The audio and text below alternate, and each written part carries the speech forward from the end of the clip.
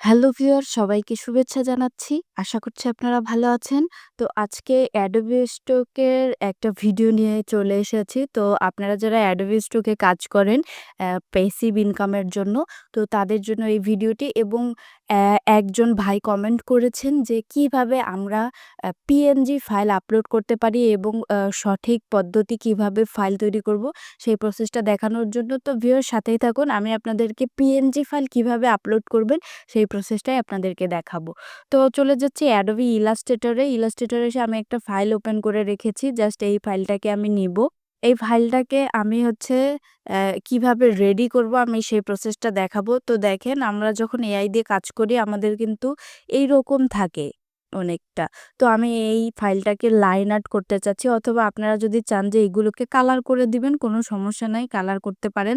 তো আমি এইগুলোকে ফেলে দিব। তো এজন্য আমি কি করব, এখান থেকে পাথফাইন্ডারে যাব, উইন্ডোজে যাব। উইন্ডোজ থেকে এখানে আপনারা নিচের দিকে দেখতে পারবেন এই যে পাথফাইন্ডার নামে একটা অপশন রয়েছে। এটাকে বের করে নিয়ে এসেছি। এটাকে আমি পজ করে দিচ্ছি। তো এইটাকে আমরা এখানে দেখেন, এখানে একটা ট্রিম নামে অপশন রয়েছে।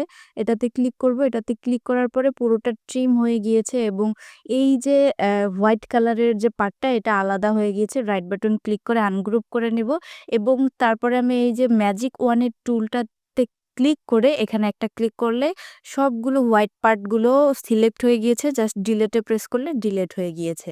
তো আমি এটাকে লাইন আর্ট রাখতে চাচ্ছি। তো এক্ষেত্রে কন্ট্রোল জি দিয়ে গ্রুপ করে দিলাম। এখন আমি একটা আর্টবোর্ড নিব। আপনারা জানেন যে আমরা মাইক্রোস্টকে যারা কাজ করি তাদের ২ টা সাইজ রয়েছে এবং আমাদের চ্যানেল যারা ফলো করেন, আমাদের এই চ্যানেলটি যারা ফলো করেন তারা আপনারা জানেন যে আমরা ৪০০০x৪০০০ এবং ২৬৬৩ এই দুটো সাইজ ইউজ করে আমরা মাইক্রোস্টকে কাজ করে আসছি। তো আমি ওই সাইজটাই নিব। তো যেহেতু এটা একটা সিঙ্গেল একটা ফাইল, তো এজন্য আমি ফাইলে যাব। ফাইল থেকে নিউ থেকে আমি কি করব, এখান থেকে ৪০০০x৪০০০ লিখে দিব। তো এখানে দিচ্ছি ৪০০০,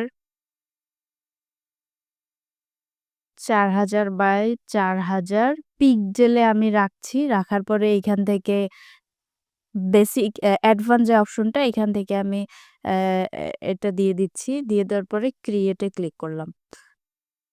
তো একটা নতুন আর্টবোর্ড হয়ে গিয়েছে। তো আমি ওই ফাইলটাকে জাস্ট এখান থেকে ড্রাগ অ্যান্ড ড্রপ করে এই পাশে নিয়ে এসে ছেড়ে দিলাম। ছেড়ে দেওয়ার পরে এটাকে আমি ছোট করে নিব এভাবে। ছোট করে জাস্ট এটাকে আমি মাঝামাঝি রাখবো। তো সেজন্য আমাকে এটার অ্যালাইনমেন্ট করে নিতে হবে। তো দেখেন এখানেও অপশনটি পেয়ে যাবেন এবং উপরেও এই অপশনটি পেয়ে যাবেন। তো অ্যালাইনমেন্টে গিয়ে এখান থেকে হরিজন্টাল অ্যালাইন সেন্টার এবং ভার্টিক্যাল অ্যালাইন সেন্টারে করে দিব। করে দেওয়ার পরে দেখেন এটা মাঝামাঝি চলে এসেছে। তো আপনি চাইলে একটু বড় করে নিতে পারেন অথবা একটু ছোট করে নিতে পারেন। অবশ্যই আমাদেরকে কি করতে হবে, এই চারপাশের যে সেভ এরিয়া এটাকে কিন্তু অবশ্যই খেয়াল রাখতে হবে। তো সেভ এরিয়াটা রাখার পরে আমরা এই ফাইলটাকে সেভ করব। এখন আসি, আমরা যারা Adobe Stock এ কাজ করি, আমরা যদি এখানে আ পিএনজি ফাইল দিতে চাই তাহলে আমরা কিভাবে দিব? আপলোডে যাই। দেখেন আপলোডের এখানে আসলে আপনাদের এই যে রুলস গুলো রয়েছে সেই রুলস গুলো এখানে খুব সুন্দরভাবে দেওয়া রয়েছে। আপনারা চাইলে পড়ে নিতে পারেন।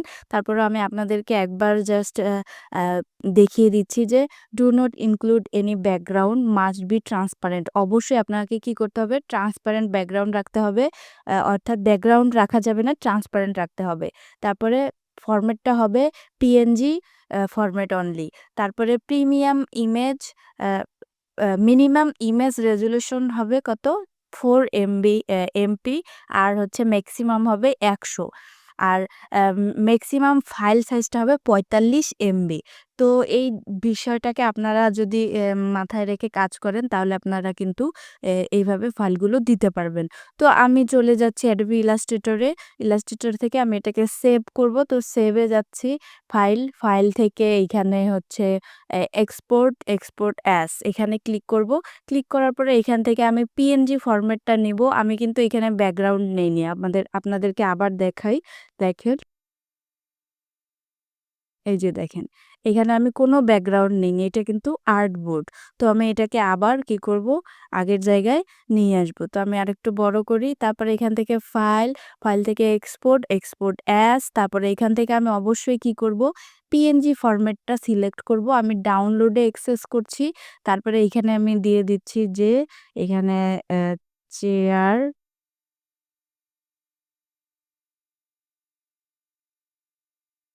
PNG file. ওকে। এটা দিয়ে দেওয়ার পর অবশ্যই যেহেতু আমরা পিএনজি ফরম্যাট আপলোড করব, অবশ্যই ইউজ আর্টবোর্ড এটাকে টিক মার্ক দিতে হবে। আমি আবারও বলছি, আপনারা যদি পিএনজি ফাইল এক্সপোর্ট করতে চান তাহলে অবশ্যই ইউজ আর্টবোর্ডটাতে টিক মার্ক দিতে হবে। দেওয়ার পরে এক্সপোর্টে ক্লিক করব। তারপরে এখান থেকে অবশ্যই ট্রান্সপারেন্টটা সিলেক্ট রাখতে হবে। হোয়াইট বা ব্ল্যাক এটা রাখা যাবে না। অবশ্যই ট্রান্সপারেন্ট রাখতে হবে। এখান থেকে এটা ৭২ থাকলে সমস্যা নাই। তারপরে ওকে দিয়ে দিবেন। এখন আমি আপনাদেরকে দেখাই যে আমার ফাইলটা কোথায় সেভ হলো। ডাউনলোডে আছে এই ফাইলটা। তো দেখেন এটাতে কোনো ব্যাকগ্রাউন্ড নেই। তো আশা করছি এই ফাইল সেভটুকু আপনারা বুঝতে পেরেছেন। এখন আমি কি করব?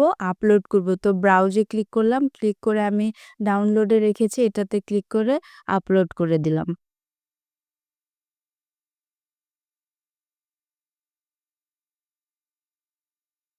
দেখেন আপলোড হয়ে গিয়েছে, এটাতে কিন্তু ব্যাকগ্রাউন্ড নাই। তো আমরা কি করব? এখান থেকে এই যে দেখেন এটা অটো সিলেক্ট করে নিয়েছে ফটোস। তারপরে এখান থেকে যে যদি এআই টিক দিতে চান তাহলে এখান থেকে এআই টিক মার্ক দিয়ে দিবেন এবং এই পিপল অ্যান্ড প্রপার্টি যেটা রয়েছে এটাতে আপনাকে কি করতে হবে? টিক মার্ক দিতে হবে। আর যদি এটাতে টিক মার্ক না দেন তাহলে এইখান থেকে নো দিয়ে দিতে হবে। দেওয়ার পরে তারপরে এখান থেকে একটা সুন্দর একটা টাইটেল দিয়ে দিবেন। তো এটা অটো টাইটেলটা নিয়ে নিয়েছে এবং দেখেন অনেক সুন্দর কি করেছে এখান থেকে অ্যা যে ট্যাগগুলো এগুলো কিন্তু দিয়ে দিয়েছে। তো এটাকে এড করে দিলাম। আর যদি আপনার মনে হয় যে অনেকগুলো ফাইল আপনি একসাথে দিতে চান তাহলে আপনি কি করতে পারেন?